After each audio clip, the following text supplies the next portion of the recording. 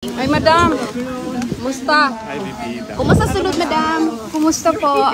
Yes, I'm here. Ano mo naman ako? Crowd Relations Officer. Mahirap talaga maliit. Okay naman, he is doing well. And he is happy to know that he is continuing to receive the love and support from the Filipino communities from all over the world. And he is happy to see us, his family. Medyo matagal po kayo ngayon. Meron pong mga situation sa loob na it's beyond our control. Doon lang siya sa loob ng mga ano. But we're happy that they gave us extra time to make up for the time we lost for some things that happened inside, yes. VP, this is the first time na kompleto kayo, si Miss Hanelet, si Kitty, kayo po. How has this uplifted the spirit of your father? Well, I believe he's happy because Kitty and I were there, and then we talked about her boyfriend. Patay!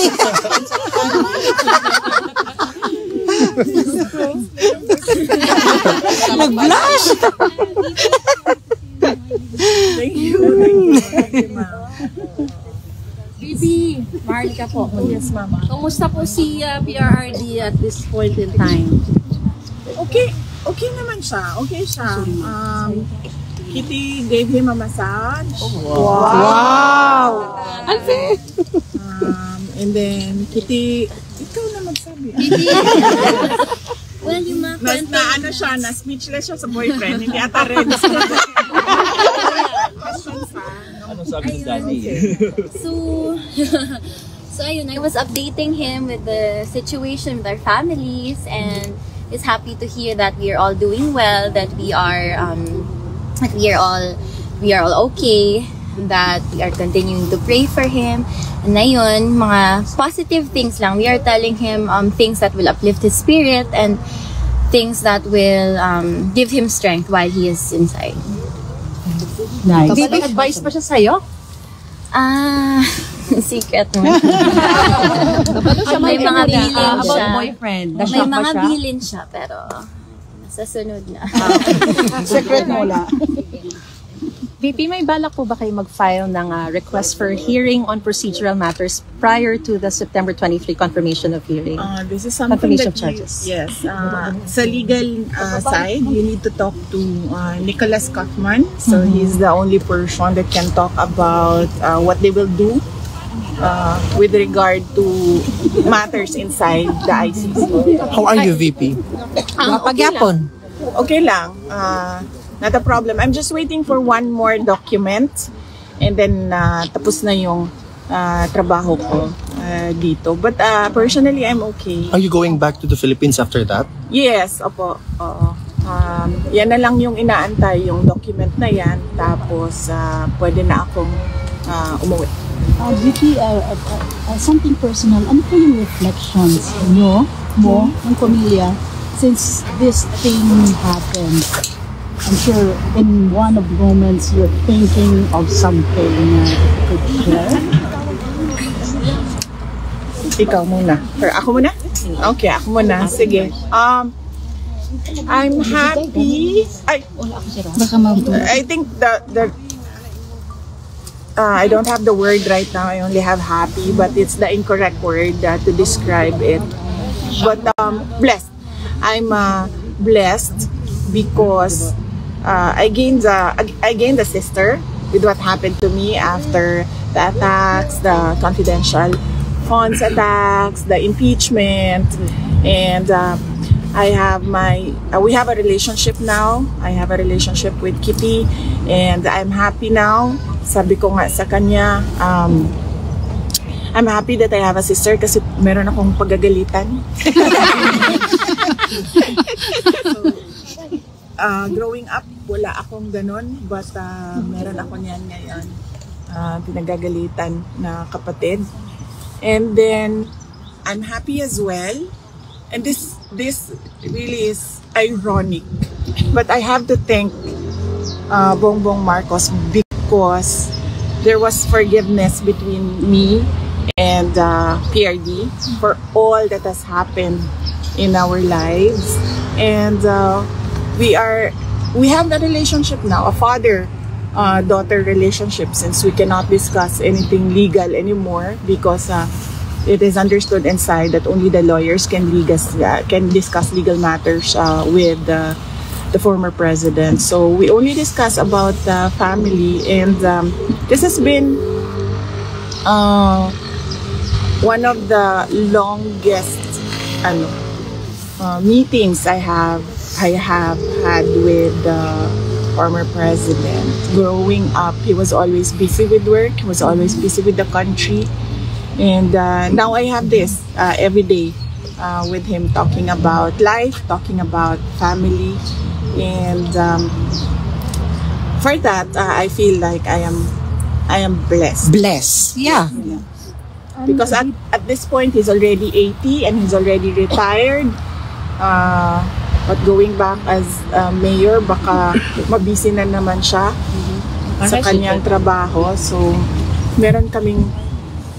nabigyan kami ng ganitong time na makapag-usap as a father-daughter.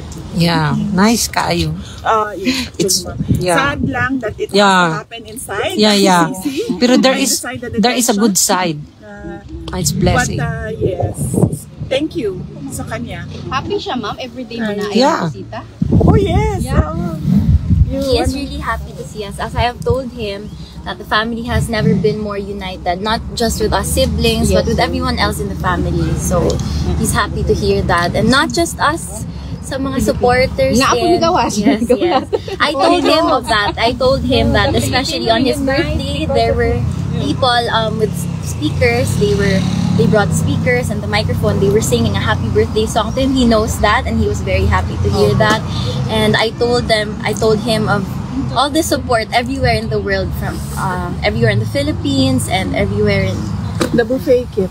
The buffet for people. There is a small, hindi naman buffet, pero parang a small may mga sa labas ng bahay niya in Davao City, the greenhouse. Yes. People were able to set up tents there para for the TV, ma'am. Yes, I heard also. I was not able to see it, but I heard. And then may mga vitamins doon. There are snacks for people who want to stay there and watch over his house. So he's very happy and grateful to hear that. Hindi ka naman ba sinisimuli ni PRRD na dahil kasalanan mo kasi to kaya ako nandito dahil nakipag-unite ka sa Marcos? Wala. Ever since. Sorry. Oh, yeah. Yes. Ever since, wala siyang sinabi sa akin na ganyan. Even when I ran for Vice President, ma'am, wala naman talaga siya sinabi. Sinabi lang niya, hindi na ako sasali dyan. At kayo nang mag-desisyon yan. Yan lang yung sinabi niya when he was told by one of my siblings that I'm running for Vice President. And wala. That's good to know. Thank you. VP? I don't remember PRD na naninisi? Wala. Never. Kasi I always remember him. I don't know, Kit, with you, but I always remember him when I was growing up. He would always say, you make your own history in this world. So you always answer to your decisions. So I think that is his philosophy as well. So he doesn't blame anyone with what happened. He always says, I did it for my country. Yes. He always says Repeatedly. I did it for my country. The two boys po, are they coming? The Paulo and Baste, no? We're talking about Paulo and Baste. So, there are plans naman. We arrange this pag-aalis yung isa, may dadating na naman na isa. So, as of now, we are arranging all the dates since most of them are busy with the campaign. VP, pardon me. I understand this is something legal, but we just want to hear your side. Kasi po, sabi po ni Attorney Kaufman, tinatrabaho na raw po yung interim release. Meron pa po ba kayong nakikitang balakid before filing one, or how soon will you file this? At sa Pilipinas niyo po ba gustong ma-release ang of course, may panawagan kayo na bring him home to the Philippines, to Davao City. But just for the record, you just want to hear if sa Pilipinas niyo po gusto siyang ma-release, kasi may sinasabi po yung palasyo. And let me quote, does it mean that we have to recognize that ICC has jurisdiction over the Philippines? I believe the family of the former President Duterte is asking and praying from the Supreme Court that the government should not cooperate with the ICC. So it means that if we will not cooperate with the ICC, even that prayer or even that manifestation of the ICC will not take cognizance of that regarding or relating to the request to have him released in the Philippines. With regard to the interim release, no, I do not know really, truly, honestly, I do not know what the steps are the lawyers are doing with regard to the interim release. But as I told you before, I fear for his life in the Philippines. But we follow what the client wants, what President Duterte wants, and he wants to go home to the Philippines. Yes, and everyone wants him to go home to the Philippines, and the Buenos want him to go because they will be his mayor. Yes. For the next 3 years. But with regards to what the palace said, ma'am, yung sinasabi po nila na kapag yun po yung hihilingin, does this mean that we have to recognize the ICC, that it has jurisdiction over the Philippines? Wala na nga pong jurisdiction sila. Wala naman po kami hinihingi sa palace. We did not ask for the palace for anything. So I do not know what they are talking about. Ma'am, I think the context po is kapag inirelease sa Pilipinas ang isang detainee, kailangan sumunod sa lahat ng kondisyon ng ICC yung bansang pagdadalhan ng detainee po. And in this case, if he will be released to the Philippines, then they should follow all the conditions of the ICC.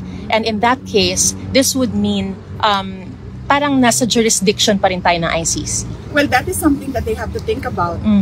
The administration has to think about what their next steps are. So they should not ask the family, they should not ask the Filipino people on what their next steps are with regard to the talk on the return of former President Duterte to the Philippines.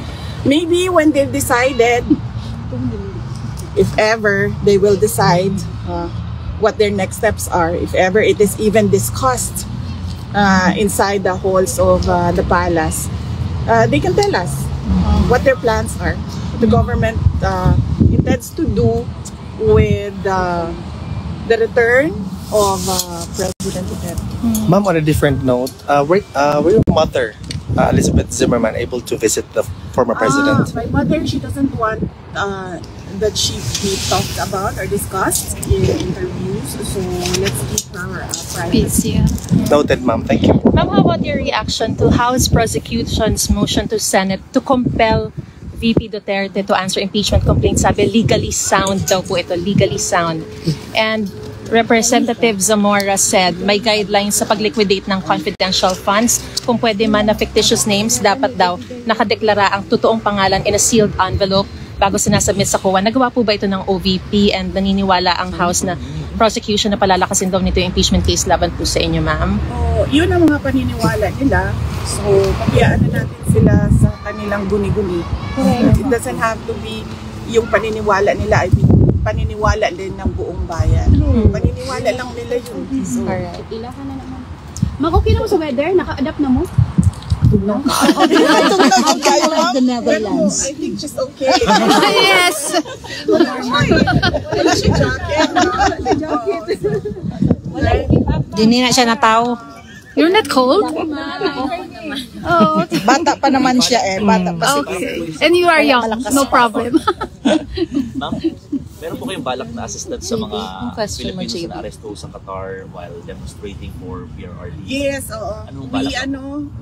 I already endorsed it the moment that I knew about it. I read it in the brief sa Office of the Vice President. I already endorsed to them to reach out through the correct channels on what we can do to assist as an office, the Office of the Vice President.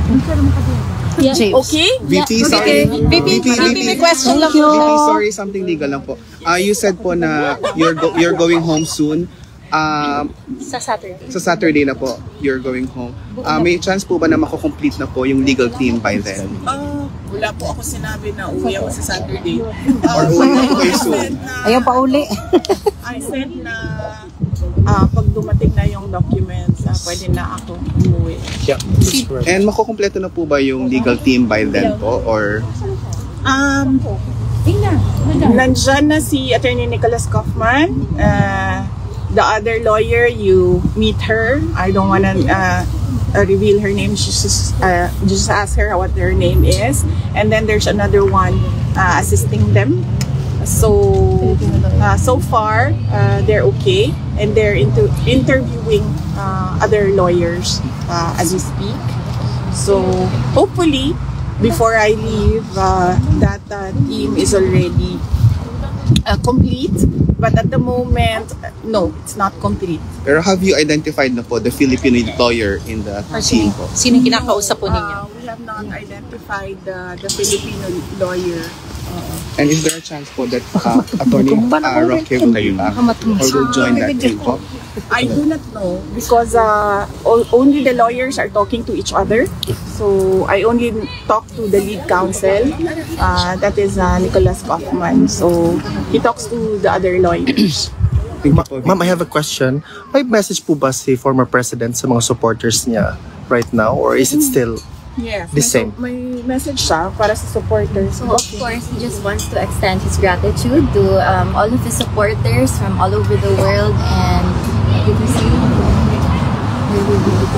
I did it for my country. Yeah, that's what he repeatedly says. So he wants the people to know that he did it for his country. He did it for every Filipino all over the world. Ma'am, on another note po, nakita po namin si Ma'am Hanilet at the UKT earlier na tumatakbo. We were really worried if there's something wrong, but the former president is okay so far. I don't know. I did not see them running, so we saw. Okay. We're afraid to run out of time. Okay. The visits are limited. That's good to know. Just to clear things out. Thank you so much. Yeah. Final question na po siguro, VP, you come here on a different circumstance. What would you bring home? What you've learned from the Netherlands? And meron bang thoughts na tumatakbo sa isip mo na sana hindi na lang nag-national politics si dating Presidente Duterte and you wouldn't have been here In this kind of circumstance. Yeah, on this different circumstance. I really believe that it's futile to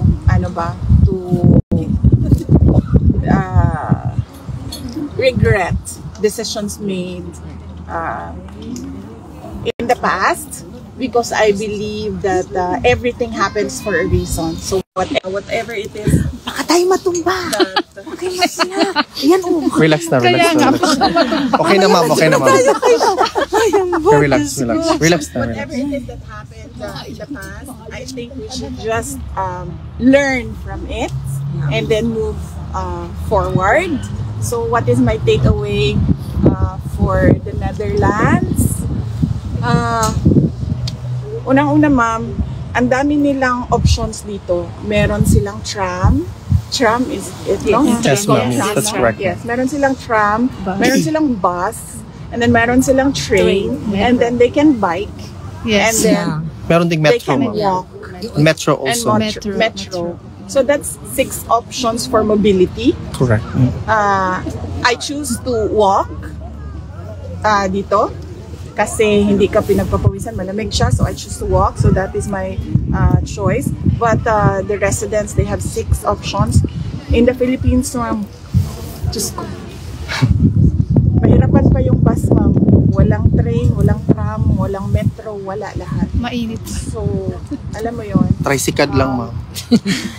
Pag nandito ka, nakikita mo yung kawalan doon sa atin, sa Pilipinas. Yes, that's nako-compare mo. Yes. That's I have a question for Katie, Miss Katie. Hello, Maharlika po. Ano yung greatest advice or best advice ni former President Duterte sa'yo? Like he always says, there is a time for everything. So I think he means to tell me to take everything at my own pace, and as long as I'm doing good, as long as I'm doing no harm.